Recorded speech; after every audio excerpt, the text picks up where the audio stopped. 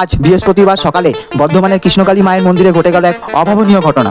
এক ভক্ত প্রতিদিনের মতোই মায়ের ফুল আর প্রদীপ অর্পণ করছিল, কিন্তু আজ তার চোখে জল, মনে গভীর কষ্ট। 2 মাস আগে বাবার অসুখে সর্বস্ব হারিয়ে এসেছে। ডাক্তারেরা বলেছিল আর বাঁচাবে যাবে না। ভক্ত কাঁদতে কাঁদতে মায়ের কাছে বলল, মা, যদি তুই থাকিস, যদি সত্যিকারে আশীর্বাদ করি, তবে আমার বাবাকে ফিরিয়ে দিস। ঠিক তখনই মন্দিরের ভিতরে দীপকগুলি এক এক করে জ্বলে উঠল, যেন কেউ একে আলোকিত করছে। চারপাশে সুগন্ধি ছড়িয়ে পড়ল। ভক্ত অবাক চোখে দেখলো মায়ের মূর্তির ঠোঁটের কোণে হালকা হাসি। সেই মুহূর্তেই তার মোবাইলের ফোন ওপার থেকে কণ্ঠ ভেসে এলো, বাবা চোখ খুলেছে।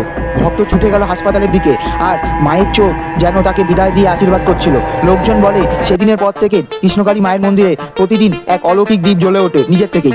মনে করিয়ে দেয়, মায়ের কৃপা যেদিন জাগে সেদিন অসম্ভব সম্ভব হয়ে যায়। বন্ধুরা, যদি আপনাদের এই অলৌকিক ঘটনার গল্প ভালো লেগে থাকে তাহলে অবশ্যই লাইক দিতে ভুলবেন না। আপনাদের ভালোবাসার সবার আশীর্বাদে আমি আরও অনেক কৃষ্ণকালী মায়ের মন্দিরে ঘটে যাওয়া অলৌকিক গল্প এই চ্যানেলে নিয়ে আসবো। যদি আপনাদের সাথেও কোনো অলৌকিক ঘটনা ঘটে থাকে কৃষ্ণকালী মায়ের মন্দিরে, সেটা অবশ্যই কমেন্ট করে জানাবেন। সবাই বলুন, জয় কৃষ্ণকালী মায়ের জয়।